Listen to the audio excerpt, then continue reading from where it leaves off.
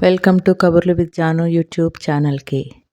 కొన్ని పాత సినిమాలు మన మనసుకి ఎంత ఆనందాన్ని, ఉత్సాహాన్ని ఇచ్చి మన మనసుకి హత్తుకుపోతాయో, అలాగే కొన్ని పాత కథలు కూడా వాటి కథనం, కథాగమనం మన హృదయాలను హత్తుకుపోయి మనని ఆ కథతో పాటు ప్రయాణం చేసేలా చేస్తుంది. అటువంటి ఒక అద్భుతమైన కథే ఆనందారామం గారు రాసిన 'అనిత' అనే ఈ కథ. ఇప్పుడు మీకు పరిచయం చేయబోతున్న కథ. ప్రియమైన అత్తయ్యకి, నేను రేపు బయలుదేరి మీ ఊరు వస్తున్నాను. అక్కడ మా పొలం వ్యవహారాలు పరిష్కరించుకునే వరకు మీ ఇంట్లోనే ఉంటాను. నమస్కారాలు. నీ కోడలు అనిత. ఉత్తరం చదవటం పూర్తి చేసినా మర్చిపోయేదానిలా చూస్తూ అలాగే కూర్చుండిపోయింది శారదమ్మ. ఏమిటమ్మా అది? ఎవరి దగ్గర నుండి? కుతూహలంగా అడిగాడు రాజారావు. ఉలిక్కిపడింది శారదమ్మ. అనిత రాసింది. ఇక్కడికి వస్తోందిట. ఈ మాటలు వినగానే శారదమ్మ కన్నా ఎక్కువగా ఉలిక్కిపడ్డాడు రాజారావు. అతని కనుబొమ్మలు ముడిపడ్డాయి. అనిత రాసిందా? ఎక్కడికొస్తోందా? ఎందుకు? పొలం వ్యవహారాలు పరిష్కరించుకోవడానికిట. దానికి ఆవిడెందుకు రావడం? మావయ్య రావచ్చుగా? శారదమ్మ సమాధానం చెప్పలేదు. బేలగా చూసి ఊరుకుంది. మగవాళ్ళు చేసుకోవాల్సిన పనులకు తను తయారవడం దేనికి? అంతేలే. ఎవరి సంతానం మరి? వెటకారంగా అన్నాడు రాజారావు. అప్పటికి శారదమ్మ మాట్లాడలేదు. మా ఇంట్లో దిగడానికి వీల్లేదని ఖండితంగా రాసేయి. ఒంటరిగా పొలం వ్యవహారాలు పరిష్కరించుకోవటానికి రాగలిగిన వ్యక్తి ఒంటరిగా నివసించకపోలేదులే ఖచ్చితంగా అన్నాడు రాజారావు. శారదమ్మ మొహం పాలిపోయింది. కొన్ని క్షణాలు మాట్లాడకుండా ఊరుకుని, ఎలాగో గొంతు పెగుల్చుకుని, పోనీ రానీయరాదురా, కొన్నాళ్ళు మన ఇంట్లో ఉంటుంది. నీ స్నేహితులు ఎంతమంది వచ్చి ఎన్ని రకాల వాళ్ళు మన ఇంటికి ఉండడం లేదు మన ఇంట్లో. సొంత మేనకోడలు, ఆ మాత్రం ఉంచుకోలేమా? అంది. రాజారావు విస్తుపోయి చూశాడు. అతనికి జ్ఞానం వచ్చిన దగ్గర నుండి చూస్తున్నాడు. శారదమ్మ ఎన్నడూ ఎవరి మాటలకి అవునని గాని కాదని గాని అనలేదు. ఆవిడ నోట్లో ఎప్పుడూ అలాగే అన్న పదం సిద్ధంగా ఉంటుంది. ఎవరేం చెప్పినా వెంటనే అలాగే అనేస్తుంది. భర్త బ్రతికి ఉన్నన్ని రోజులు అలాగే అంది. కొడుకు ప్రాజ్ఞుడై యాజమాన్యం స్వీకరించాక అలాగే అంటోంది. తల్లి ఈ బేలతనం చూసి రాజారావు అనేకసార్లు జాలిపడినా అప్పుడప్పుడు చికాకు పడకపోలేదు. ముఖ్యంగా తండ్రి చేసిన అప్పుల జాబితాలు తలుచుకున్నప్పుడల్లా ఈ చిరాకు ద్విగుణీకృతం అవుతూ ఉంటుంది. తన తల్లి మరీ ఇంత అమాయకంగా అన్నింటికీ అలాగే అనకుండా ఉంటే తన తండ్రి ఇంత వ్యసనలోలుడై ఇన్ని అప్పులు చేసేవాడు కాదేమో. భర్తకు విధేయురాలై ఉండడం భార్య ధర్మం కావచ్చు. కానీ తన గృహాన్ని చక్కదిద్దుకోవడం గృహిణి ధర్మం కాదు. ఎప్పుడు అన్నింటికీ గానుగెద్దులా తల ఊపే తల్లి ఈనాడు స్వతంత్రించి ఇన్ని మాటలు మాట్లాడేసరికి ఆశ్చర్యంగా చూశాడు. శారదాంబ ఏదో ఆవేశంలో అన్ని మాటలు అందే కానీ వెంటనే తన మాటలకు తానే ఆశ్చర్యపోయి భయంగా బేలగా కొడుకు వంక చూసింది. ఆ చూపులు తట్టుకోలేకపోయాడు రాజారావు. సరే రమ్మన్రాయ్ అన్నాడు పొడిగా. నీకు కష్టంగా ఉంటే నట్టుతూ ఆగిపోయింది శారదమ్మ. నాకు కష్టంగా ఉంటే ఉంటుంది. నాకు సాధ్యమైనంత వరకు నీ ఇష్టాన్ని కూడా గౌరవిస్తాను. నడిచిపోతున్న కొడుకును వెనక నుండి చూసి లోలోపల నిట్టూర్పు విడుచుకుంది శారదాంబ. అంతా తండ్రి రూపమే, కానీ స్వభావాల్లో ఎంత వైరుధ్యం. నాకు సాధ్యమైనంత వరకు నీ ఇష్టాన్ని కూడా గౌరవిస్తాను. ఎన్నాళ్ళకు వింది ఇలాంటి మాట? మొదటి నుండి తనది సాత్విక స్వభావమే. వాదాలకు, యుద్ధాలకు కాలు దువ్వటం ఏనాడు ఇష్టం లేదు. ఏదో సందర్భంలో భర్త అభిప్రాయానికి వ్యతిరేకంగా ఏదో చెప్పబోయింది. కస్సుమన్నాడు భర్త. బ్రతకటం ఎలాగో మాకు తెలుసు. ఈనాడు నువ్వు నాకు బోధించక్కర్లేదు. నోరు మూసుకుని ఇల్లు చక్కదిద్దుకో. తన ప్రకృతి ఎంత సాత్వికమో మనసంత సున్నితం. ఆ రోజు మనసు తీవ్రంగా మదనపడింది. ఆ తర్వాత ఏనాడు ఏ సందర్భంలోనూ తానై కలిగించుకోలేదు.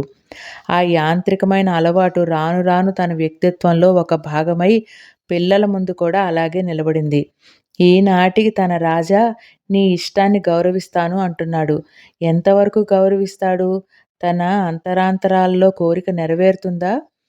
ఇంటి ముందు ఒక్కసారిగా సందడి చెలరేగింది. కన్నా ఎందుకో అరుస్తున్నాడు. కమల పకపక నవ్వుతోంది. సుశీల ఇంట్లోకి వస్తూ కూడా పుస్తకం చదవటం మానలేదు. పిల్లలంతా ఇంటికొచ్చారు. శారదాంబ లేచింది. పిల్లలకు త్వరగా కాఫీ పలహారాలు అందించాలనే ఆరాటంలో ఆవిడ ఆలోచనలు ఎక్కడివక్కడ ఆగిపోయాయి.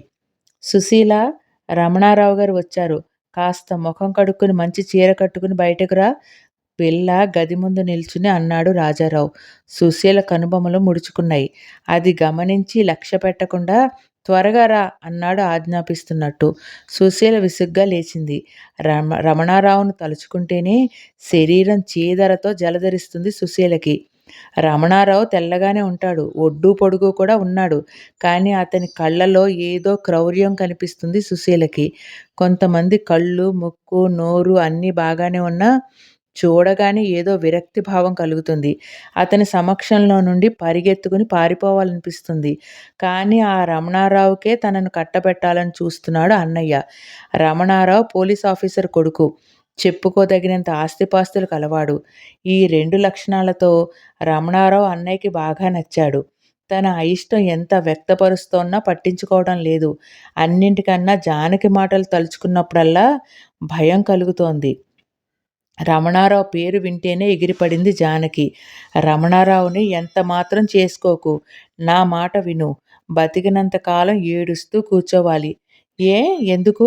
జానకి సమాధానం చెప్పలేదు. చెప్పు జానకి, జానకి భుజాలు కదుపుతూ అడిగింది. జానకి సమాధానం చెప్పకపోగా ఏడ్చేసింది. నన్ను క్షమించు. ఒకవేళ మీ అన్నయ్య నిన్ను ఆ రమణారావుకి ఇచ్చి పెళ్లి చేస్తాడేమో. అప్పుడు నేనేమీ చెప్పకూడదు. భగవంతుని దయ వల్ల అలా జరగని పక్షంలో అంతా చెబుతాను. నీకు కాక ఎవరికి చెప్పుకుంటాను? అంది. ఈ మాటలన్నీ రాజారావుకి చెప్పేయాలనిపించింది సుశీలకి. కానీ చెప్పలేదు. జానకితో మాట్లాడాలని చెబితేనే మండిపడతాడు రాజారావు. ఇంక జానకి మాటలకి విలువ ఇస్తాడా? వద్దన్నా రహస్యంగా జానకితో మాట్లాడుతున్నందుకు తనను చివాట్లు పెడతాడు. జానకితో ఈ రహస్య సమావేశాలు కూడా కరువవుతాయి. జానకి తల్లి ఒకప్పుడు తమ ఇంట్లో వంట మనిషి, వితంతువు. ఆ తర్వాత ఆవిడ గర్భవతి అయింది. జానకిని ప్రసవించింది. జానకి తండ్రి ఎవరో ఎవ్వరికీ తెలీదు. ఈ సంగతులు జరిగే నాటికి సుశీల పుట్టలేదు. అయినా ఆ నోట ఈ నోట చాలా కథలు వింది. జానకి తల్లి తులసమ్మ వంట పని మానేసింది. ఆవిడకు ఎలా వచ్చిందో ఏమో, వంటలు చేసుకోవాల్సిన అవసరం లేకుండా 4 ఎకరాల నిక్షేపం లాంటి మాగాణి వచ్చింది. రాజారావు పసితనమంతా దర్జాగా గడిపాడు. కానీ తండ్రి కళ్ళు మూసి యాజమాన్యం వచ్చాక తమ సంసారపు దర్జా అంతా మేడిపండుదని తెలుసుకున్నాడు. ఆస్తికి మించిన అప్పులు చేసిపోయారు లక్ష్మీపతి గారు. తల గిర్రున తిరిగింది రాజారావుకి. ఆ అప్పులన్నీ తీర్చి ఆస్తిని సంరక్షించడం ఎలాగా అన్నదే రాజారావుకు పట్టుకున్న పెద్ద సమస్య అయిపోయింది. ఆ ధ్యేయంతోనే ఎద్దులా కృషి చేస్తున్నాడు. ఇంట్లో దర్జాలు తగ్గించుకోమని నచ్చచెప్పలేక సతమతం అవుతున్నాడు. కొడుకు నోటితో చెప్పకపోయినా అతడి మనసు అర్థం చేసుకుని వంట మనిషిని మాన్పించింది శారదమ్మ. శారదమ్మకి ఏ కాస్త నలతగా ఉన్నా ఎలా తెలుసుకుంటుందో తులసమ్మ రెక్కలు కట్టుకుని వాలి వంటంతా చేసి వెళుతుంది. ఇది రాజారావుకు ఏమాత్రం నచ్చకపోయినా తల్లి అనారోగ్య పరిస్థితి, ఇంట్లో పసిపిల్లల ఆలనా పాలనా ఆలోచించి సహించి ఊరుకునేవాడు. ఒక వితంతువు కూతురిగా పుడుతూనే అప్రతిష్ట నెత్తిన పెట్టుకు పుట్టిన జానకికి పులిమీద పుట్రలా మరో అనర్థం చుట్టుకుంది. జానకి నిండు కోర్టులో ముద్దాయిగా నిలబడవలసి వచ్చింది. డబ్బు కోసం ఎవరినో వల వేసుకోవాలని ప్రయత్నించిందని, అతను అడిగినంత డబ్బు ఇయ్యకపోవటం వల్ల పోలీసులను పిలిచి అల్లరి పెట్టాలని ప్రయత్నించిందని కేసు. తనని ఎవరో దుండగులు బలాత్కారంగా కారులో లాక్కొని వెళుతుంటే సహాయం కోసం పోలీస్ పోలీస్ అని అరిచానని కన్నీళ్లతో జానకి మొరపెట్టుకున్నా ప్రయోజనం లేకపోయింది. జానకిని దోషిగా రుజువు చేసింది కోర్టు. ఈ వార్త పత్రికలలోకి ఎక్కింది. జానకి ఎంత సౌమ్యురాలో బాగా తెలిసిన వాళ్ళు కూడా జానకిని చూడగానే చెవులు కొరుక్కునేవారు. ఏమోనమ్మా, ఆ తల్లికి కూతురు కాదు, ఏం జరిగిందో ఎవరికి తెలుసు అని చెప్పుకునేవారు. జానకి నడివీధిలో తల ఎత్తుకుని నిలబడలేని పరిస్థితి వచ్చేసింది. సుశీల కన్నా జానకి 1 సంవత్సరమే పెద్ద. ఇద్దరూ చిన్నప్పటి నుండి కలిసి చదువుకున్నారు. ఊళ్ళో గొడవకి వేగలేక జానకి చదువు మానుకుని మద్రాసు వెళ్ళిపోతుంటే వెక్కి వెక్కి ఏడ్చింది సుశీల. "ఏడవకు సుశీల, మనము అక్కా చెల్లెల్లా కలిసిమెలిసి తిరిగాం. కొంతకాలం మద్రాసులో ఉండి అక్కడే చదువుకుని ఈ దుమారం కాస్త తగ్గాక మళ్ళీ ఇక్కడికి వస్తాను" బాధగా అంది జానకి. అన్నీ మోసాలు, అబద్ధాలు, ఇలా లేనిపోని గాథలు పుట్టించి నీ బ్రతుకు బండలు చేస్తే వాళ్ళకేం వస్తుందని ఉక్రోషంతో అంది సుశీల. అబద్ధాలని నువ్వు నేను అరిస్తే నిజాన్ని అబద్ధంగా మార్చగలిగిన వాళ్ళు భయపడతారా? ఆపదలో రక్షక దళాన్ని పిలిచినందుకు వాళ్ళీ విధంగా నన్ను భక్షించారు. కన్నీళ్లతో విడిపోయిన జానకి, సుశీలలు మళ్ళీ 5 ఏళ్లకు కలుసుకున్నారు. జానకి పూర్తిగా మారిపోయింది. వెనకటి ఉత్సాహం, చిలిపితనం ఎగిరిపోయి పూర్తిగా ఉదాసీనంగా తయారైంది. ఊళ్ళో వెనుకటి ఉధృతం తగ్గినా జానకిని చూడగానే చెవులు కొరుక్కోవటం మానలేదు. రాజారావుకు జానకి పట్ల ఆర్ధభావం లేకపోలేదు. చిన్నతనం నుండి అతను జానకిని సొంత చెల్లెలిలా అభిమానించాడు. జానకి దోషిగా అతని అంతరంగము ఊహించలేకపోతోంది. కానీ జానకి అల్లరిపడింది. కోర్టులకెక్కి అప్రతిష్ట పాలయ్యింది. నలుగురి నోళ్లలో నానింది. అతనికి అన్నింటికన్నా తన కుటుంబ క్షేమము, సమాజంలో ప్రతిష్ట ముఖ్యం. ఆ కారణం చేత జానకితో మాట్లాడడానికి వీల్లేదని సుశీలని కఠినంగా శాసించాడు.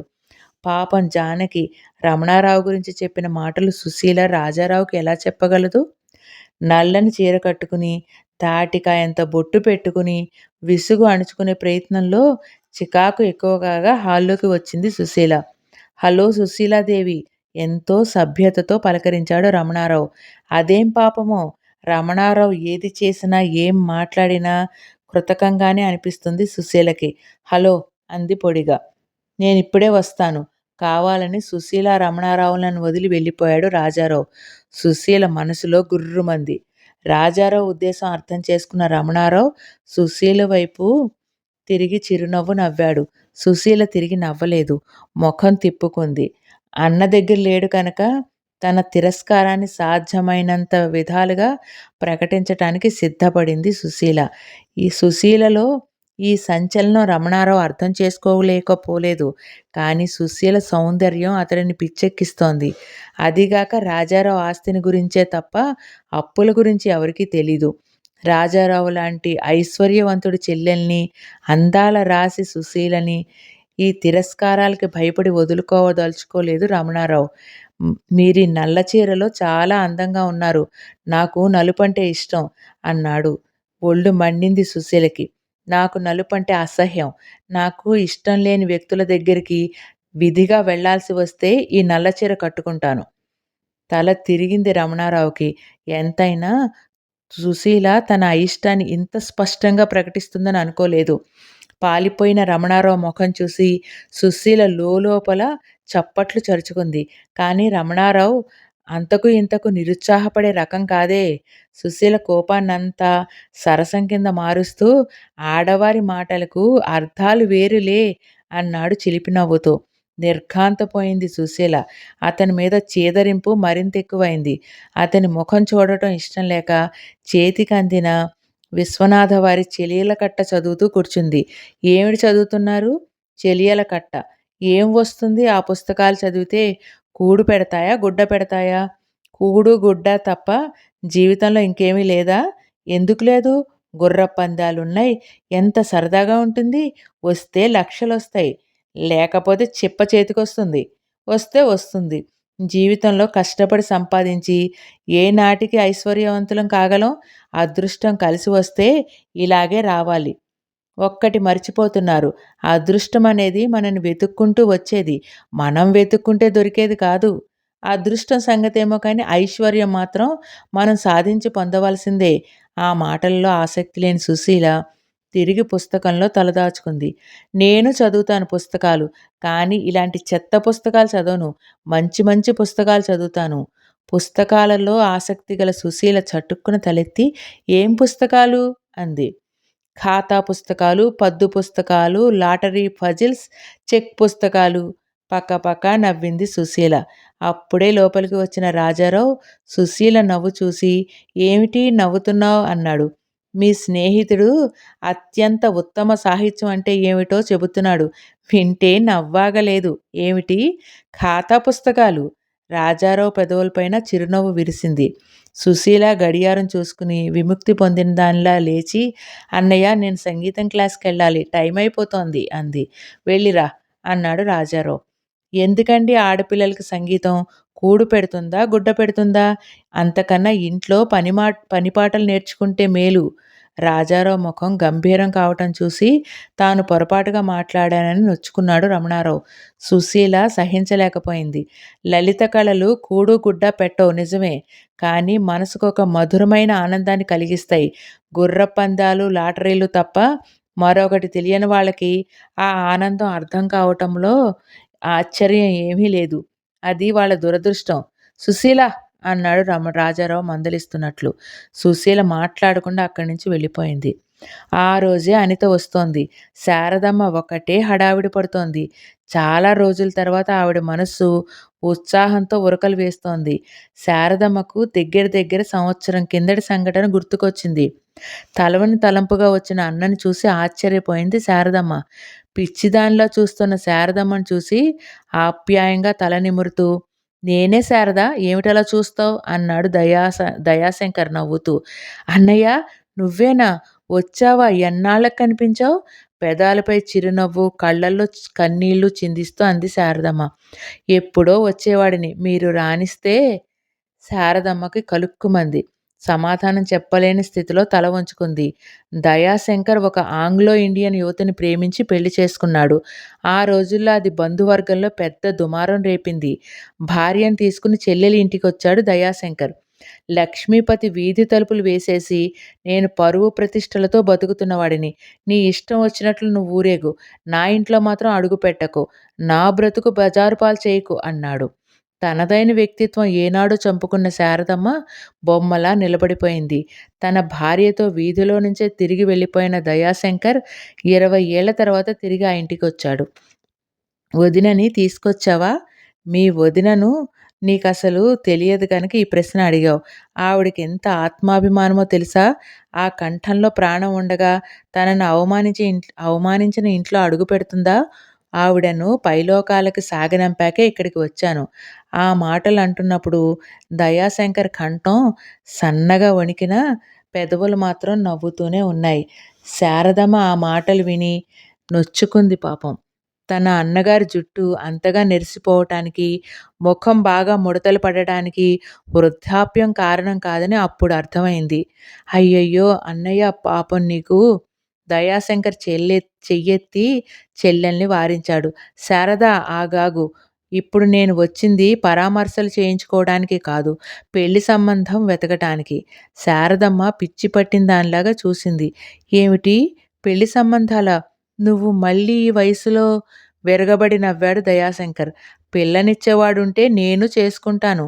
కానీ పెళ్లి సంబంధాలు వెతకవలసింది నాకు కాదు, అనితకి." "అనితెవరు?" "ఓహ్, నీకసలు ఏమీ తెలియదు కదూ! అనిత నా కూతురు. బంగారు బొమ్మ. ఫోటో చూడు." అనిత ఫోటో శారదమ్మకిచ్చాడు దయాశంకర్. "ఎంత బాగుంది! అచ్చు హిందువుల పిల్లలాగా" ముచ్చటపడింది శారదమ్మ. "అవును, దానికి అన్నీ మన అలవాట్లే వచ్చాయి. నేను రోజాను పెళ్లి చేసుకున్నప్పుడు అందరూ నీకు పిల్లలు పుడితే పెళ్ళెలా చేస్తావు అని భయపెట్టారు. ఆ మాటలు రోజాతో చెప్తే రోజా నవ్వేసి, మనలాగే వాళ్ళు ప్రేమించి పెళ్లి చేసుకుంటారు అనేసింది. అదే బాగుందని ఇన్నాళ్ళు నిశ్చింతగా ఉన్నాను.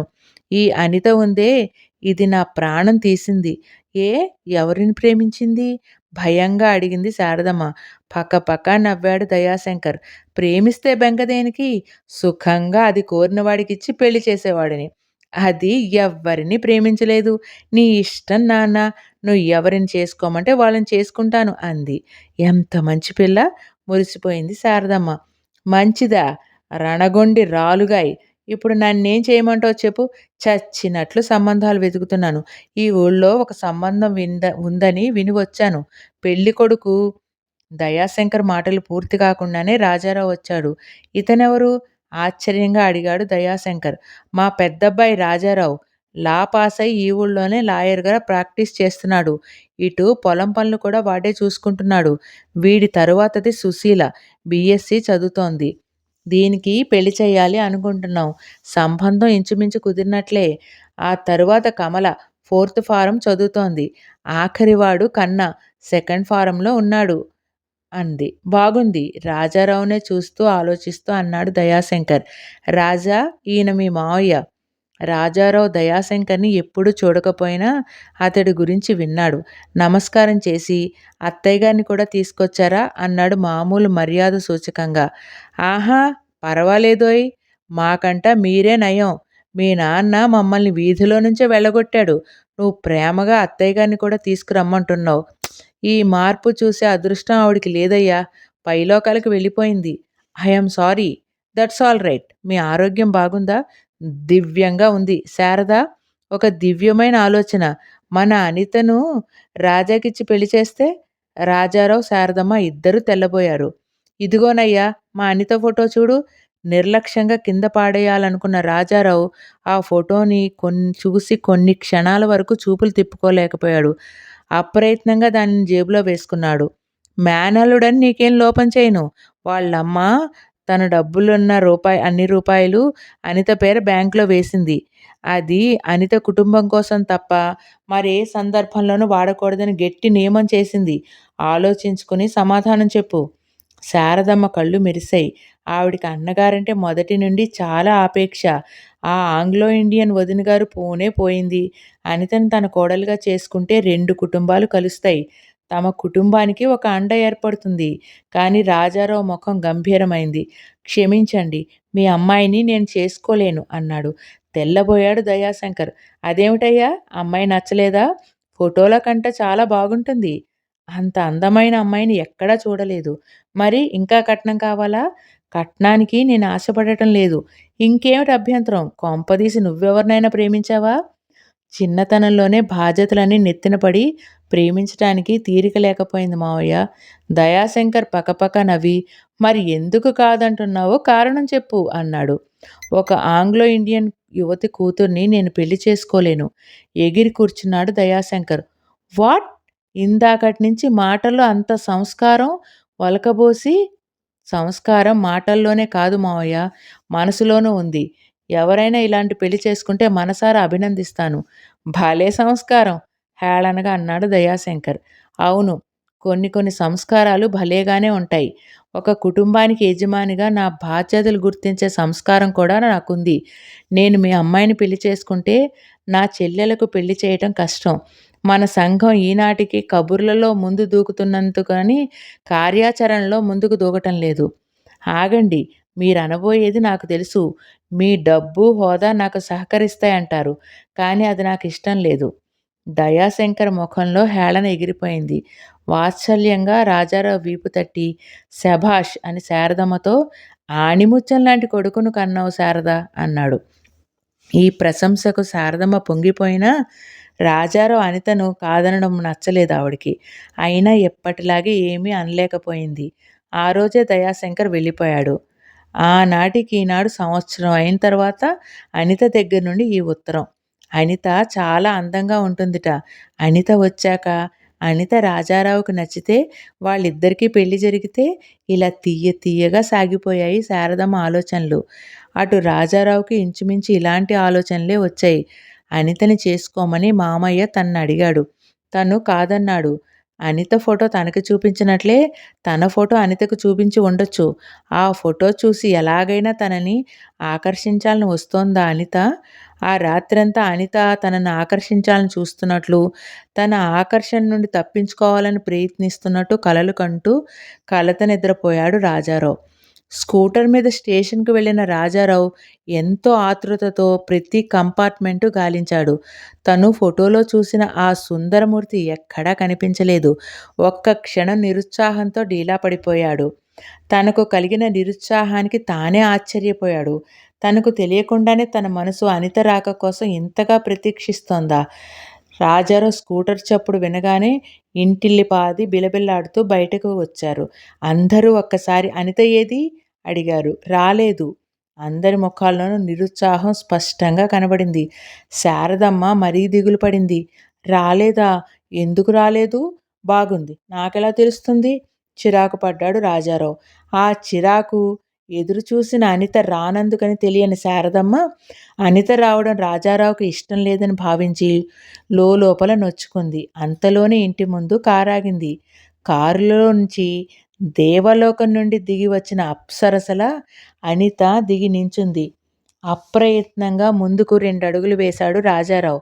అనిత ముఖంలో వికాసం శారదమ్మకు ఆశ్చర్యం కలిగించిన సంతృప్తిని ఇచ్చింది. అనిత శారదమ్మ దగ్గరికి వచ్చి పాదాలకు నమస్కారం చేసింది. అనిత రూపురేఖలకే మురిసిపోతున్న శారదమ్మ ఈ చర్యతో మరింత పొంగిపోయింది. అనితని ఆశీర్వదించి లేవనెత్తింది. "నువ్వు రాలేదని అనుకుంటున్నాం" అంది. "రాకుండా ఎలా ఉంటాను?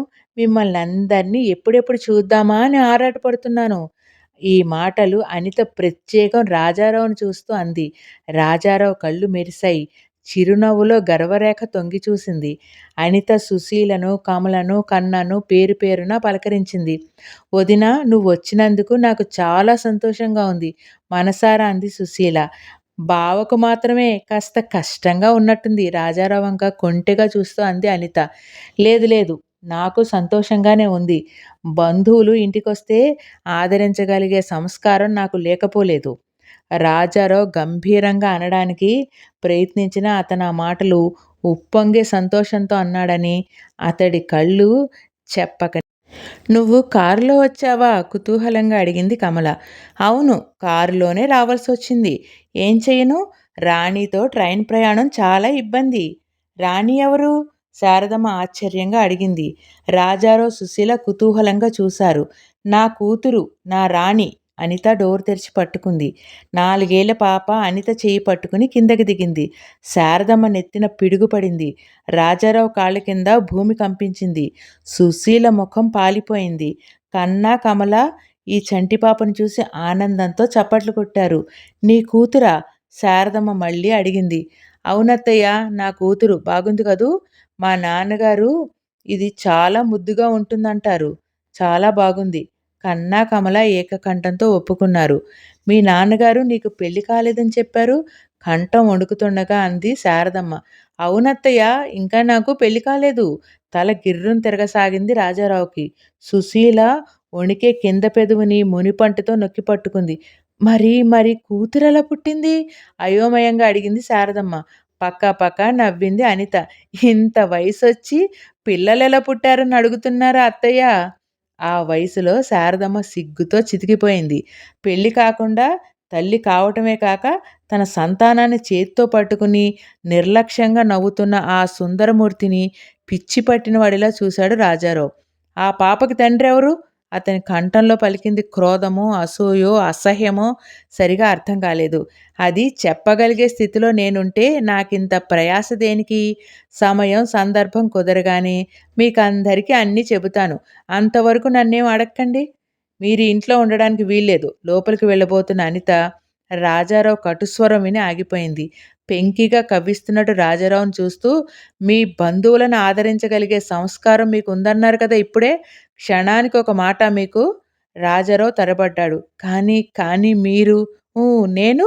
నడుం మీద చేతులాంచి విలాసంగా నవ్వుతూ నిర్లక్ష్యంగా చూస్తున్న ఆ మధురమూర్తిని క్షణకాలం మైమరిచి చూస్తూ నిలబడిపోయాడు రాజారావు.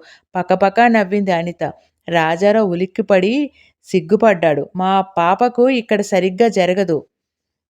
ఇక్కడ రాణికి ఆయా ఉంది. ఇంకా సేపట్లో వస్తుంది. ఇక్కడ దాని బంధువులున్నారట, అక్కడ దిగింది. రోజు పొద్దున్నే వచ్చి సాయంత్రం వరకు చూసి నిద్రపుచ్చి వెళ్ళిపోతుంది. మీ కారుకిక్కడ షెడ్ లేదు. ఆ ఏర్పాటు చూసుకున్నాను. నా కారు కేశవరావు గారింట్లో ఉంటుంది. డ్రైవరు అక్కడే ఉంటాడు." "కేశవరావు అంటే రమణారావు తండ్రి." "అవును. ఆయన మీకెలా తెలుసు?" "ఇంతకుముందు తెలీదు. ఈ ఊరు రావాలని నిర్ణయించుకున్నాక తెలుసుకున్నాను." అనితని చూస్తున్న కొద్దీ విభ్రమం కలగసాగింది రాజారావుకి. "ఆఖరి ఆటంకం కూడా చెప్పండి. నేను ఉండటం వల్ల మీకు ఇబ్బంది. దానికి సమాధానం?" "నా ఖర్చు నేనే భరించుకుంటాను." ఈ మాటలు రాజారావు అహాన్ని గుచ్చాయి. "అక్కర్లేదు. మీరు ఎంత ఐశ్వర్యవంతులైనా మేము కూడా తిండికి లేనివాళ్ళమేం కాదు." "అయితే నేను ఉండడానికి అభ్యంతరం ఏం లేనట్లేనా?" "ఉంది. అప్రతిష్ట." "నా వల్ల మీకేం అప్రతిష్ట? నేను మీ భార్యను కానుగా." బిత్తరబోయి చూస్తున్న రాజారావును దాటుకుంటూ చిరునవ్వుతో లోపలికి వెళ్ళిపోయింది అనిత. అనిత సాధించవలసిన పనులు చాలా ఉన్నాయి. అందులో ఏది ముందో, ఏది వెనకో ఆలోచించుకుంటోంది. ముందుగా జానకిని కలుసుకుంది. జానకి ఆప్యాయంగా అనితని కౌగిలించుకుని "బాగున్నావా? రాణి కూడా వచ్చిందా?" అంది. "ఆ! నాతో కూడా తీసుకువచ్చాను." "ఎవ్వరు ఏమీ అనలేదా?" "అనకుండా ఎందుకుంటారు? ఎలా తట్టుకున్నావు మరి? అసలా ఇంట్లో ఎలా అడుగు పెట్టగలిగావు?" "రాజారావు అన్నయ్య." "హ్మ్. మీ రాజారావు అన్నయ్య నన్ను సకల మర్యాదలతో ఆహ్వానించాడు. ఆయన బంధువులను ఆదరించి తీరుతాడుట." తనలో తను చిలిపిగా నవ్వుకుంది అనిత. "నమ్మలేకపోతున్నాను. రాణి సంగతి తెలిసాక నిన్ను ఇంట్లో ఉండనిచ్చాడా అన్నయ్య?" "నన్ను ఒకరు ఉండనిచ్చేదేమిటి? ఆ ఇంటి కోడల్ని" గర్వంగా అంది అనిత. "నీ మాట యథార్థం కావాలి అనిత. అప్పుడు నాకంటే ఎవ్వరు ఎక్కువ సంతోషించరు." ముఖం సంతోషంతో వెలిగిపోతూ ఉండగా అంది జానకి. "నా సంగతి వదిలేయ్. నీ సంగతి ఆలోచించు. అందుకే వచ్చాను. నేనొక ప్రణాళిక ఆలోచించాను." జానకి ముఖంలో వికాసం ఎగిరిపోయింది. "మనిద్దరం క్లాస్‌మేట్స్ కావటం నా అదృష్టం అనిత. నీకు నా మీద గల ప్రేమకి ఎంతో పొంగిపోతున్నాను. కానీ ఏ ప్రణాళికలు నా అదృష్టాన్ని మార్చలేవు. అదిగో ఆ ఏడుపు మొఖమే నాకిష్టం లేదు. భగవంతుడు మనకి జీవితాన్నిచ్చింది నవ్వుతూ, తుళ్ళుతూ గడపడానికి. అందరికీ ఆ అదృష్టం పట్టదు అనిత. ప్రయత్నం చేయకుండా నిరాశపడితే ఎలా? ఏం చేయమంటావు? మా ఇంటికి, అదే మా మేనత్త గారింటికి రమణారావు ఎప్పుడు వస్తాడో తెలుసుకొని నీకు చెబుతాను. అప్పుడు నువ్వు సరిగ్గా అక్కడికి రావాలి." "రాలేను. అలా చేస్తే సుశీలకి, రాజారావు అన్నయ్యకి కష్టం కలుగుతుంది." "సుశీలకి కష్టం కలగకుండా నేను వివరిస్తాను. రాజారావు బావకెందుకు కష్టం కలుగుతుంది?" జానకి మాట్లాడకుండా పెదవి పంటితో కొరుక్కుంటూ కన్నీళ్ళు ఆపుకుంటూ కూర్చుంది. ఆమె అసహనంగా "బావకి విషయం తెలుసా?" అంది. "తెలిసే ఉంటుంది." "తెలిసే నిన్ను అసహ్యించుకుంటున్నాడా? సంఘంలో పరువు ప్రతిష్టలు ముఖ్యం కాదా మరి? నేను అల్లరిపాలైందాన్ని. అలా మాట్లాడకు. నాకు చాలా అసహ్యంగా ఉంటుంది. నువ్వు నిరపరాధివని తెలిసే సంఘంలో పరువు ప్రతిష్టల కోసం చెల్లెలిగా అభిమానించే నిన్ను దూరంగా ఉంచుతున్నాడా ఆ రాజారావు? అతని మనసు మార్చాలని ప్రయత్నించావా నువ్వు?" "లేదు. అన్నయ్య మనసు కష్టపెట్టలేను. కష్టపెడుతున్నాననే భ్రమతో నిన్ను సరిగ్గా అర్థం చేసుకునే అవకాశం బావకివ్వటం లేదు నువ్వు. కష్టపెట్టుకుంటే పెట్టుకొని. కొన్ని విషయాలు అతనికి తెలిసి రావాలి." జానకి గాబరా పడింది. "వద్దు వద్దు అనిత. సుశీల మనసు తెలియకుండా ఏ విషయమూ బయట పెట్టను." అప్పటి వరకు మౌనంగా వింటోన్న తులసమ్మ కలిగించుకుంది. ఒకసారి తనని తాను రక్షించుకోవాలని ప్రయత్నించి ఇంత ఊబిలోకి దిగింది. "ఇంకా ఎందుకమ్మా ఈ ప్రయత్నాలు? మరే రంగులు పులుముతారో? పోనీలే. అన్యాయాలు, అపనిందలు సహించటం మాకలవాటైపోయింది. సహిస్తున్న కొద్దీ అక్రమాలు ఎక్కువవుతాయి కానీ తగ్గవు." ఇంకా 20 కూడా నిండని జానకి జీవితం ఇలా నాశనం కావాల్సిందేనా? "ఏం జానకి, నువ్వు నా మాట వింటావా? లేదా నేను వెళ్ళిపోనా?" "వింటాను. కానీ నా కారణంగా సుశీలకు, రాజారావు అన్నయ్యకి ఏ ఇబ్బంది రానీయకూడదు." "అలాగే. కానీ బావకి నీ స్థితి అర్థమయ్యేలా నువ్వు వివరించి చెప్పు. మరీ అంత మూర్ఖుడు కాడు." "మా అన్నయ్య మూర్ఖుడు కానే కాడు." రోషంగా అంది జానకి. పకపక నవ్వింది అనిత. "ఇంత అభిమానం గుండెల్లో దాచుకుని ప్రయోజనం లేదు. కార్యాచరణలో చూపించు. సుశీలని కాపాడాలని లేదా నీకు?" చివరి మాటతో జానకి ఆలోచనలో పడింది. "సరే, నువ్వెలా చెబితే అలా వింటాను." అనిత ఉత్సాహంతో తులసమ్మ దగ్గర సెలవు తీసుకుని లేచింది. స్కూటర్ మీద ఇంటికి వెళ్తున్నాడు రాజారావు. "బావా" అని పిలిచింది. రాజారావు ఆగిపోయాడు. "ఎక్కడ్నించొస్తున్నావు?" "జానకి దగ్గర నుంచి." "జానకి నీకు తెలుసా?" "తెలుసు. మేమిద్దరం మద్రాసులో బీఎస్సీ చదువుకున్నాం. మీరు మద్రాసులో స్నేహితులైతే అయ్యారు. ఇక్కడ మాత్రం నువ్వు ఆ ఇంటికి రాకపోకలు చేయటానికి వీల్లేదు." "ఎందుకు బావా?" అమాయకంగా అడిగింది.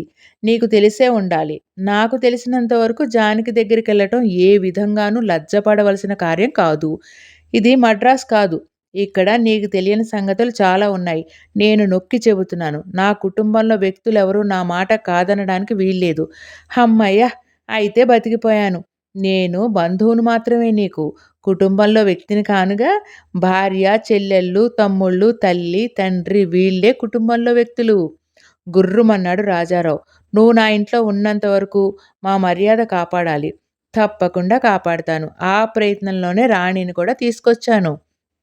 రాజారావు ముఖం ఎర్రగా కందిపోయింది రోషంతో. నవ్వు నాపుకోవడానికి ప్రయత్నిస్తూ పైట చెంగు నోటికి అడ్డం పెట్టుకుంది అనిత. అది చూసిన రాజారావుకి మరింత మండింది. "నీకసలు లజ్జ అంటే ఏంటో తెలుసా?" "తెలియదు. లజ్జ పడవలసిన పనులు నేనెప్పుడూ చేయలేదు." "నీకు తెలుసా? చెప్పవు?" నువ్వు, నువ్వు కోపంతో పిడికిలి బిగించి మాట పూర్తి చేయలేకపోతున్నాడు రాజారావు. నీ మరదల్ని నమ్రతతో అందించింది అనిత. కాల్చేసేలా ఒక్కసారి అనితని చూసి తల విసురుగా తిప్పుకుంటూ స్కూటర్ స్టార్ట్ చేశాడు రాజారావు. అబ్బా! అని కింద కూలబడింది అనిత.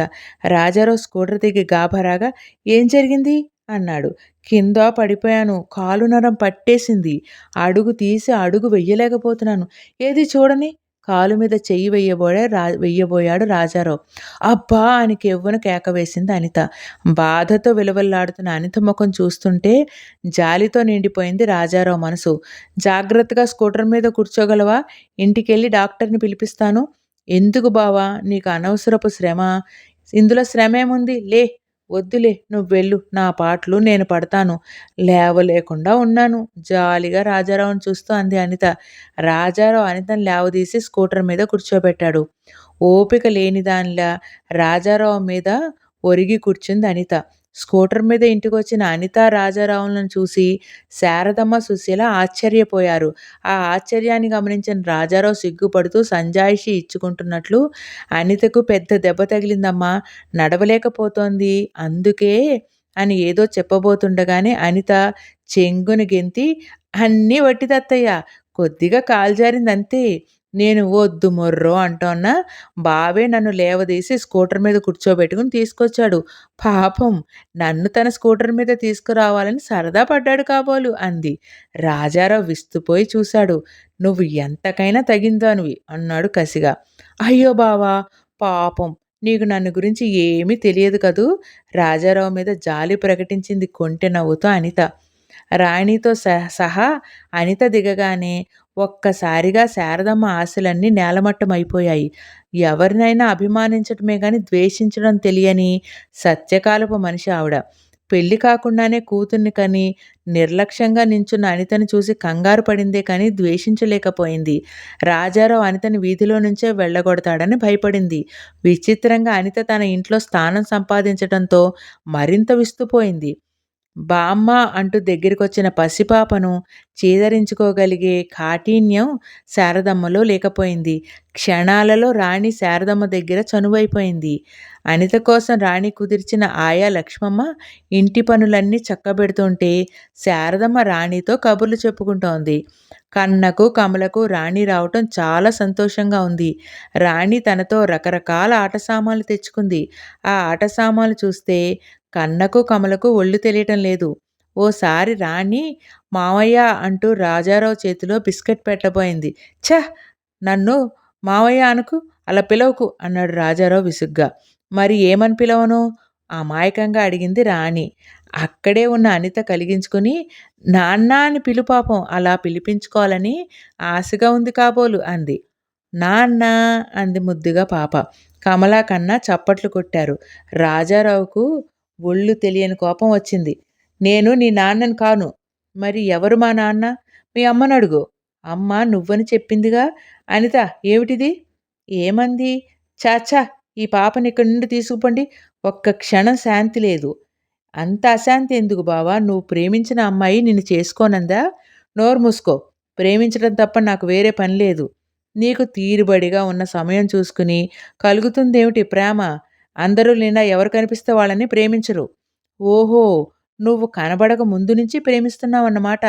కలలో చూసావా? ఊహలో చిత్రించుకున్నావా? లేక ఫోటో చూసావా? అనిత మాటలు జాగ్రత్తగా రాని. అతి జాగ్రత్తగా నీ మనసులో నిజాన్ని తాకేలా మాట్లాడుతున్నాను కనుకనే నీకంత కోపం వస్తోంది కదు బావా? నువ్వు, నువ్వు నీ మరదల్ని రోషంతో పళ్ళు కొరుకుతూ తడుముకుంటున్న రాజారావుకు నమ్రతతో అందించింది అనిత. విసురుగా లేవబోయిన రాజారావు కాలికి తగిలి రాణి కింద పడి ఏడుపు మొదలుపెట్టింది.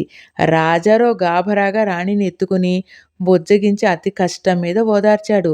ఎంతో సేపటికి రాణి ఏడుపు మాని కళ్ళు తుడుచుకుంది. రాణిని దింపి వెళ్ళబోయాడు రాజారావు. అంతలోనే ఏదో గుర్తు వచ్చిన వాళ్ళే ఆగి, సుశీల త్వరగా తయారవు. ఈవేళ 3 గంటలకి రమణారావు గారు వస్తున్నారు అని చెప్పి వెళ్ళిపోయాడు. రమణారావు పేరు వింటేనే అనిత కళ్ళు మండాయి. సుశీల కళ్ళు చీదరించుకున్నాయి. వదినా, నీకున్న ధైర్యంలో పదో వంతు నాకుంటే ఎంత బాగుండును. ఈ పీడ వదిలించుకునేదానిని. అనిత భుజం మీద చెయ్యి వేసి దిగులుగా అంది సుశీల. అనిత ముఖం ఉత్సాహంతో వెలిగింది. తన భుజం మీద సుశీల చెయ్యి ఆప్యాయంగా నొక్కుతూ, అంటే రమణారావు మీద నీకేమీ ప్రేమ లేదా? ప్రేమ, పాడా? వాడంటేనే నాకు అసహ్యం. మరి ఆ మాట మీ అన్నయ్యతో ఎందుకు చెప్పకూడదు? అమ్మో! అన్నయ్య అంటే నాకు చాలా భయం. అంత చెండసాసండా మీ అన్నయ్య? నీకు తెలియదు వదినా. మా నాన్నగారు అప్పుల సముద్రంలో వదిలిన ఈ కుటుంబాన్ని గట్టుకు తేవడానికి, మమ్మల్నందరినీ వృద్ధిలోకి తేవడానికి అన్నయ్య ఎంత పాటుపడుతున్నావో ఊహించలేవు. అన్ని అప్పులున్నాయా మీకు? నీకు పుణ్యం ఉంటుంది. మళ్ళీ అన్నయ్యతో చెప్పకు. మాకు అప్పులున్న సంగతి మరొకరికి తెలియటం అన్నయ్యకి ఇష్టం లేదు. ఇప్పుడు మేమున్న స్థితిలో పెద్ద కట్నాలిచ్చి నాకు మంచి సంబంధం తేవటం తేలికైన పని కాదు అన్నయ్యకి. అంచేత రమణారావు తనంతట తను నన్ను ఇష్టపడుతున్నందుకు ఆనందిస్తున్నాడు. నేను గట్టిగా కాదంటే బలవంత పెట్టడు. కానీ బాధపడతాడు. మీ అన్నయ్య బాధపడతాడని నీకిష్టం లేని పెళ్లి చేసుకుని జీవితాంతం బాధపడతావా? ఏం చేయమంటావు మరి? మీ అన్నయ్యతో స్పష్టంగా ఇష్టం లేదని చెప్పక్కర్లేదు. నేను చెప్పినట్టు చెయ్యి. రమణారావు పరిగెట్టి పారిపోతాడు. అంత తేలిక కాదు. మొఖం మీద ఉమ్మేసినా తుడుచుకుని వెళ్ళిపోయే రకం. నీకెందుకు? నా మాట విను. అన్నయ్యకి ఎదురు తిరగక్కర్లేకుండా ఆ రమణారావుని తప్పించుకునే ఉపాయం ఏదైనా సరే తప్పకుండా వింటాను. రైట్. నువ్వు అందంగా అలంకరించుకో. ఛ! వాడి దగ్గరికి వెళ్ళటమే మంటగా ఉంటే అలంకారాలొకటా? అది కాదు, అలంకరించుకో. నువ్వు వ్యతిరేకిస్తున్నట్టు మీ అన్నయ్యకి తెలియకూడదు. ఆ రమణారావుతోనే చెప్పిస్తాను మీ సుశీల నాకు వద్దని. సుశీల ఆశ్చర్యంగా చూసింది. అత్యంత ఆకర్షణీయంగా అలంకరించుకున్న సుశీలను చూసి ముగ్ధుడయ్యాడు రమణారావు. రాజారావు కూడా చెల్లెలు తన సూచనను మనసారా అంగీకరిస్తుందని తృప్తిపడ్డాడు. సుశీల పక్కనే ఏ అలంకారాలు లేకపోయినా మెరుపు తీగలా మెరుస్తున్న అనితను, అనితకేసి కళ్ళప్పగించి చూస్తున్న రమణారావును చూసేసరికి మతిపోయింది రాజారావుకి. అతని గుండె కలుక్కుమంది. తీవ్రంగా ఆలోచించి ఒక నిర్ణయానికి వచ్చేశాడు. అనిత, మీ రైతులు సరిగ్గా శిస్తులు చెల్లించకుండా ఇబ్బంది పెడుతున్నారని అన్నావు కదూ! ఆ వ్యవహారాలు చూసుకుందాం. వస్తావా? అనిత వెంటనే లేచింది. పద. గడప దాటగానే అనిత పేచీ మొదలుపెట్టింది. నేను నడవలేను. మా కారులో వస్తావా? నీ స్కూటర్ మీద తీసుకెళ్తావా? అనిత కారులో వెళ్ళటానికి రాజారావు అభిమానం అడ్డొచ్చింది. నీ స్కూటర్ మీదే వెళ్దాం అని చెప్పి రాజారావు స్కూటర్ ఎక్కింది. స్కూటరు బయలుదేరాక రాజారావు మీదకి వంగి, పాపం నన్ను నీ స్కూటర్ మీద తిప్పాలని నీకెంత ముచ్చటగా ఉంది కదూ అంది పెంకిగా. రాజారావు గుర్రుమని, కాసేపు మాట్లాడక కూర్చో. ఏ పొలానికి తీసుకువెళ్ళమంటారో చెప్పండి అన్నాడు. ముందా బహువచనం మానండి.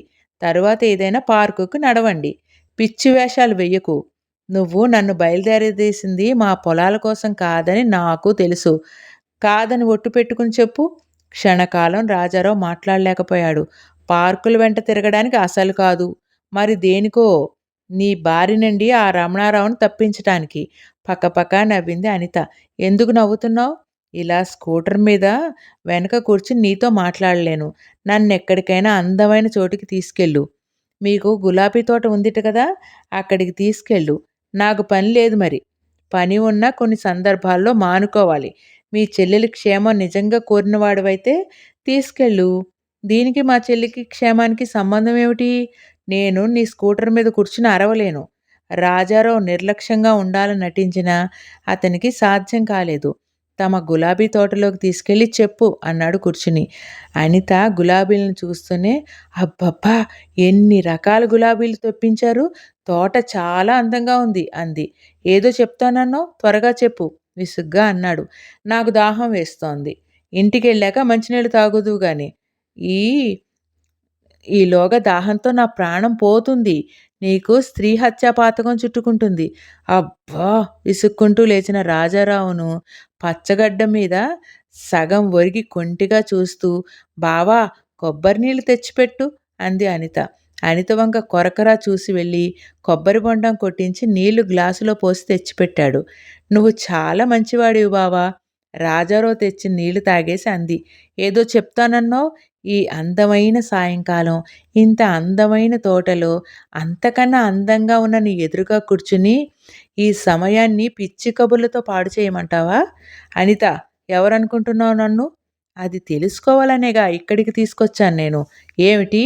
స్కూటర్ మీద ఎక్కించుకుని ఈ ఏకాంత ప్రదేశానికి తీసుకురావడం నీకు బాగుంది కానీ, మాట్లాడడం తప్పొచ్చిందా? రాజారావు ఉద్రేకంగా అనిత 2 చేతులు గట్టిగా పట్టుకుని, వాగుడు కట్టిపెట్టి ఏదో చెప్తానన్నావు చెప్పు అన్నాడు. అబ్బబ్బా! చేతులు వదులు. ఎవరూ లేరని ఏమిటి అత్యాచారం? పురుష స్పర్శ నేను భరించలేను. రాజారావు చటుక్కున చేతులు వదిలి ముఖమంతా ఎర్రబడగా ఐ యామ్ సారీ అన్నాడు. ఆ ముఖంలోకి ఆర్ద్రంగా చూస్తూ, నా బారి నుండి రమణారావుని కాపాడడానికి తీసుకొచ్చావా నన్ను అంది. అవును, నా బారి నుండి కాపాడతావు సరే. నాలాంటి వాళ్ళు, నాకున్న అందంతో పాటు నాకు లేని చాంచల్యం కూడా కలిగిన వాళ్ళు చాలామంది ఉన్నారు. వాళ్ళందరి బారి నుండి కాపాడగలవా? తెల్లబోయాడు రాజారావు. లాయర్ గారి మెదడులో కోర్టులోనే తప్ప తక్కిన ప్రదేశాల్లో పనిచేయదా ఆ మెదడు? నీకు ప్రధానమైంది ఏమిటి? నీ చెల్లెలి పెళ్లి కావటమా? ఆవిడ సుఖంగా ఉండటమా? పెళ్లి చేసుకుని సుఖంగా కాపురం చేయటం. నిజంగా నీ ఉద్దేశ్యం అదే అయితే రమణారావుకు సుశీలను ఇస్తాను అనవు. ఏ? రమణారావుకు ఏం తక్కువైంది? ఏం తక్కువో నీకు కూడా తెలుసునని నన్ను అతని ముందు నుంచి తప్పించుకు తీసుకురావటంలోనే అర్థమైంది. అది తెలుసుకుని కూడా సుశీలని అతడికే ఇద్దాం అనుకుంటున్నావా? నీ బరువు దించుకోవటమే నీకు ప్రధానమా? ఆ తర్వాత సుశీల కష్టసుఖాలు నీకు అక్కర్లేదా? రాజారావు లోలోపల మథనపడి అపరాధిలా అనిత వంక చూస్తూ, పెళ్ళయ్యాక ఇలాంటి చాపల్యాలు సర్దుకుపోవా అన్నాడు. సర్దుకుపోకపోతే? రాజారావు సమాధానం చెప్పలేకపోయాడు. వడలిపోయిన అతని ముఖంలోకి సంతృప్తిగా చూస్తూ, నిన్ను మరొక్కటి అడుగుతాను చెప్పు అంది. అడుగు. నీకు సుశీల మీద ప్రేమ మాత్రమేనా? మీ చెల్లెళ్ళందరి మీద ఉందా? ఇంటి పెద్ద కొడుకుని నేను. మా నాన్నగారు కుటుంబ బాధ్యతలని నా మీద వదిలి వెళ్ళారు. నా చెల్లెళ్ళు, తమ్ముళ్ళు అందరి మీద నాకు ప్రేమ ఉంది. వాళ్ళను వృద్ధిలోకి తీసుకురావటమే నా ఏకైక ధ్యేయం. అనిత ఏదో మాట్లాడబోయిన దానిలా పెదవి కదిపి, అంతలోనే తనను తను నిగ్రహించుకున్న దానిలా ఊరుకుంది. ఏమిటిది? ఇప్పుడు చెప్పవలసిన విషయం కాదు. పోదాం పద. అనిత రాజారావులు ఇంటికొచ్చేసరికి సుశీల హుషారుగా రేడియో వింటోంది. రమణారావు లేడు.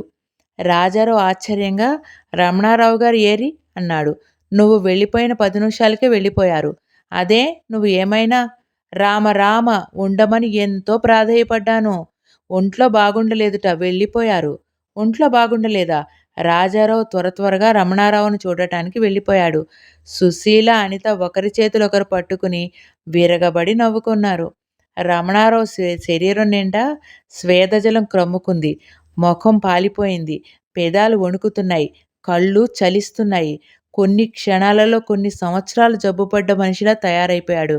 రమణారావు గారు, ఏమిటి ఒంట్లో సుస్థి? ఆశ్చర్యంగా అడిగాడు రాజారావు. రమణారావు బెంబేలుగా చూస్తూ రాజారావుతో, సుస్థియా? ఒంట్లోనా? నాకా? లేదే, ఏం లేదు అన్నాడు. మరి సుశీల మీకు ఒంట్లో సుస్థి అని చెప్పిందే? మీరు అలాగే కనిపిస్తున్నారు. సుశీల చెప్పిందా? అలా కనిపిస్తున్నానా? అవును, సుస్థి. ఏదో సుస్థి చేసింది. ఎందుకంత కంగారు పడుతున్నారు? ఏం జరిగింది? మా ఇంటికి వెళ్దాం రండి. మీ ఇంటికా? వద్దు వద్దు, రాను. అదేమిటి? మా ఇంటికి రారా? రానంటే వస్తాను. వస్తానంటే ఇప్పుడు రాను. ప్లీజ్ నన్ను క్షమించండి, మీరు వెళ్ళండి. ప్రస్తుతం నేనేమీ మాట్లాడలేను. తరువాత మాట్లాడుకుందాం. రాజారావు ఆశ్చర్యంగా చూసి ఏదీ అర్థం కాక వచ్చేశాడు. రమణారావు గారికి ఎలా ఉందన్నయ్య? ఎంతో ఆదుర్దాగా అడిగింది సుశీల. ఏమోనమ్మా, ఎందుకో గాబరాగా కనిపిస్తున్నాడు. అడిగితే చెప్పటం లేదు. ఇక్కడేమైనా జరిగిందా? చెప్పుకోదగిన సంఘటన ఏమీ జరగలేదే. జానకి వచ్చింది. అకస్మాత్తుగా లేచి వెళ్ళిపోయారు. జానకి వచ్చిందా? కోపంగా అడిగాడు. అవును, అమ్మకు గుండెలో నొప్పొస్తే సేవ చేయడానికి వచ్చింది. వంట చేసి అమ్మకి కాపడం పెట్టి ఇప్పుడే వెళ్ళింది. రాజారావు కోపం మంచులా కరిగిపోయింది. దౌర్భాగ్యురాలు అన్నాడు బాధగా నుదురు రాసుకుంటూ. అనిత ఉద్రేకంగా లేచింది. జానకి కాదు దౌర్భాగ్యురాలు. ఈనాటి మన సామాజిక వ్యవస్థ దౌర్భాగ్యపుది. దానికి ప్రతినిధులమైన మనం దౌర్భాగ్యులం. మనం చేసే పాడు పనులకు సమాజం ఏం చేసింది? పాడు పనులు చేసింది ఎవరు? డబ్బు, అధికారం ఉండి పెద్ద మనుషులుగా చలామణి అవుతున్న కొందరు. ఆ అక్రమాన్ని సహించి ఊరుకుంది సమాజం. అంటే మనం. మధ్యన నలిగిపోయేది జానకి లాంటి అమాయకులు. జానకిది తప్పు లేదే అనుకుందాం. ఒంటరిగా పార్కుకి వెళ్ళవలసిన అవసరం ఏమొచ్చింది? బాగుంది నీ వాదన. ఒంటరిగా పార్కుకి వెళ్ళిన స్త్రీకి రక్షణ లేని సమాజమట మనది. సమస్యలను ధైర్యంగా ఎదుర్కొని పరిష్కరించుకోలేక వెనక్కి చీకట్లోకి పారిపోదాం అంటావా? అబలలకు, బలహీనులకు రక్షణ కల్పించవలసింది పోయి వారిని వెలుతురు చూడకుండా దాక్కోమంటావా? దుర్మార్గాన్ని ఖండించేందుకు బదులు దూరంగా పారిపోయి ఆ దుర్మార్గాన్ని యథేచ్ఛగా పెరగనిస్తావా? కోర్టులో జానకి దోషిగా రుజువైంది. పత్రికలన్నిట్లోనూ ఈ వార్త వచ్చింది. ఊరంతా ఉడిగింది. ఇప్పుడు జానకిని ఎలా కాపాడగలను? నువ్వు లాయర్‌వి. జానకి కేసు విచారణ నాటికి నువ్వు డిగ్రీ తీసుకోలేదు కనుక మన న్యాయస్థానాలలో మర్మాలు తెలియకపోవచ్చు. కానీ ఈనాడు నీకు బాగా తెలిసి ఉండాలి. కోర్టులు, తీర్పులు ఎల్లవేళలా న్యాయానికే బద్ధులై ఉంటున్నాయా? రాజ్యాధికారాన్ని డబ్బుతో కొంటున్న ఈ యుగంలో న్యాయాన్ని కొనలేరా? లోలోపల మదన పడుతున్నట్లు రాజారావు కనుబొమలు ముడుచుకున్నాయి. కొంచెం సేపు ఏదీ మాట్లాడలేకపోయాడు. చివరికి ఒక స్థిరమైన నిశ్చయానికి వచ్చిన వ్యక్తిలా లేచి నించున్నాడు. వ్యక్తిగతంగా నా ఆశయాలు, అభిరుచులు వేరు. గౌరవనీయమైన కుటుంబపు పెద్దగా నా బాధ్యతలు వేరు. జానకిని నా సొంత చెల్లెలిగా అభిమానించాను. కానీ ఈనాటి స్థితికి మనసారా బాధపడుతున్నాను. కానీ జానకి ఇక్కడికి రావడానికి వీల్లేదు. మీరు అక్కడికి వెళ్ళటానికి వీల్లేదు. నా చెల్లెలకు మంచి సంబంధాలు కుదిరి పెళ్ళవ్వాలి. అన్నిటికన్నా అదే నా ప్రధానమైన ధ్యేయం. అనిత ముఖం చూడలేనివాడిలా గబగబా వెళ్ళిపోయాడు రాజారావు. అనిత, సుశీల ఒకరి ముఖం ఒకరు చూసుకున్నారు. ఎలా వదినా? అంది సుశీల దిగాలుగా. అనిత సమాధానం చెప్పలేదు. తీవ్రంగా ఆలోచిస్తూ కూర్చుంది.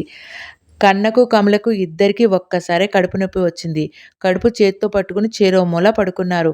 కడుపు నొప్పా? డాక్టర్‌ని పిలుస్తాను అంది అనిత. ఇద్దరూ ఒక్కసారి ఉలికిపడ్డారు. వద్దు వద్దు వదినా, డాక్టర్‌ని పిలవకు, అదే తగ్గిపోతుంది.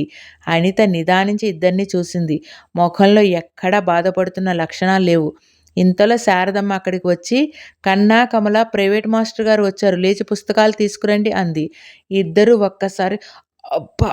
కడుపు నొప్పి అని మూలగసాగారు. అనితకు వాళ్ళ కడుపు నొప్పి ఏమిటో అర్థమైపోయింది. బయటకు వచ్చి చూసింది. చేతిలో పేము బెత్తంతో కూర్చున్నారు పిలక మాస్టారు. పేము బెత్తానికి పిల్లల కడుపు నొప్పికి గల దగ్గర సంబంధాన్ని చిటికెలో ఊహించుకుంది అనిత. పిల్లలకు కడుపు నొప్పిట మాస్టారు, వాళ్ళు రారు. మీరు వెళ్ళిపోండి అంది అనిత. కడుపు నొప్పి, గిడుపు నొప్పి అంతా ఒట్టిది. ఇలా పిలవండి. 2 వడ్డిస్తే అన్నీ చక్కబడతాయి. అనితకు చిరాకు కలిగింది. వాళ్ళు రారని చెప్తుంటే మీకు కాదు, వెళ్ళిపోండి అని కసిరి లోపలికి వెళ్ళిపోయింది. మాస్టారి గుండెల్లో రాయిపడింది. ఈ పిల్లలు ఏ రోజుకి ఆ రోజు ఇలాగే కడుపు నొప్పి అంటుంటారు.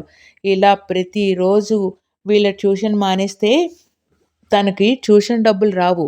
ఈ ట్యూషన్ల వల్ల ఏదో కాస్త గడుస్తోంది కానీ, కేవలం బళ్ళో వచ్చే జీతం ఏ మూలకి?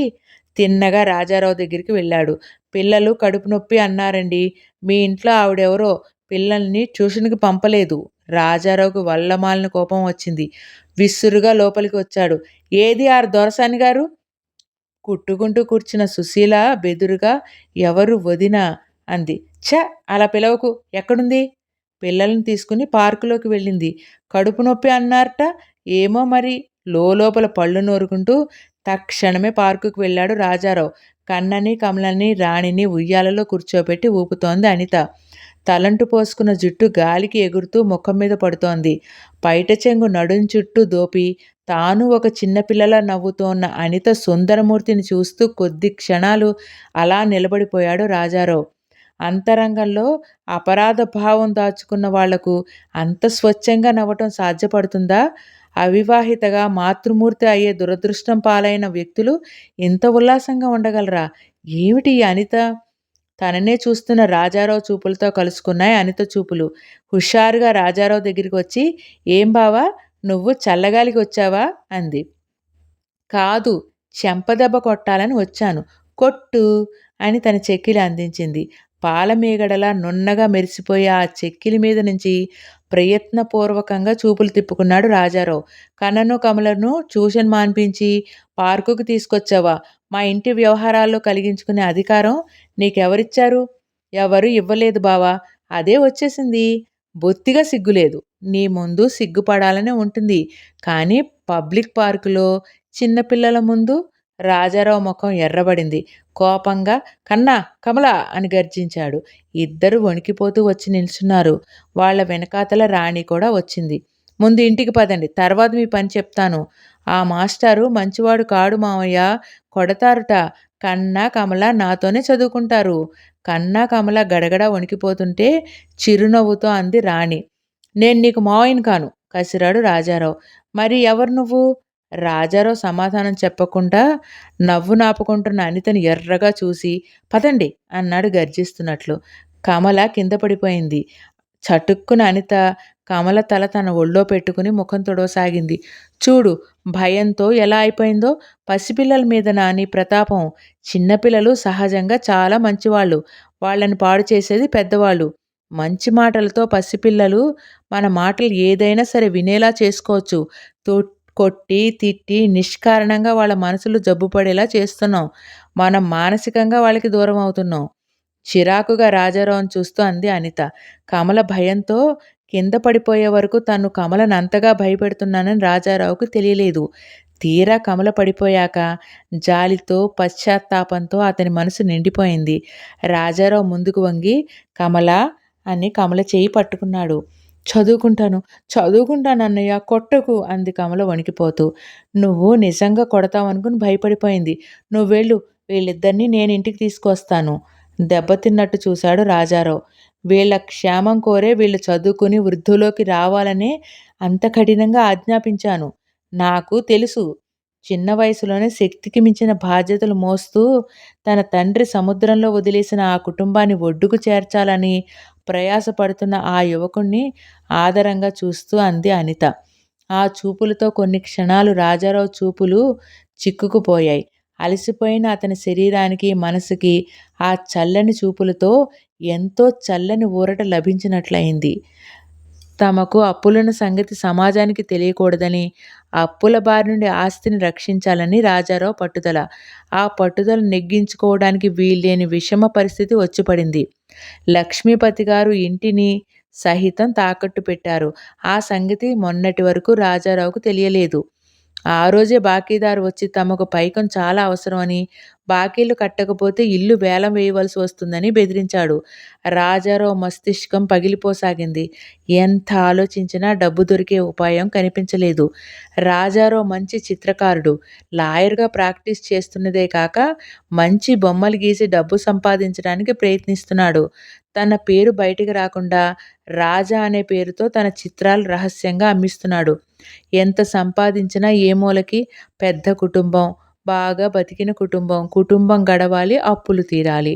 ఇలాంటి ఆపద ముంచుకొస్తుందని ఊహించకపోవటం చేత ఏ కాస్త మిగిలినా ఎప్పటికప్పుడు తీర్చేస్తున్నాడు. ఎంతో కొంత ముట్ట చెబుతూ ఉండటం వల్ల, ఇస్తాడన్న నమ్మకం ఉండటం వల్ల అప్పుల వాళ్ళు కూడా ఒత్తిడి చేయటం లేదు. ఇప్పుడొక్కసారిగా 50,000 ఎక్కడ దొరుకుతాయి? ఎలా పుట్టించగలడు? అశాంతితో నిద్ర రాక స్టాండ్ దగ్గరికి నడిచి అప్రయత్నంగా బొమ్మ గీయటం మొదలుపెట్టాడు.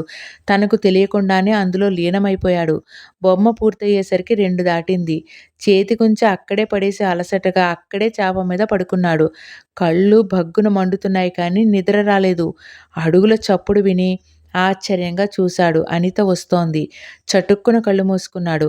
అనిత స్టాండ్ దగ్గరికి వచ్చి బొమ్మను తదేకంగా కొంతసేపు చూసింది. తరువాత చాప మీద పడుకున్న రాజారావును చూసింది.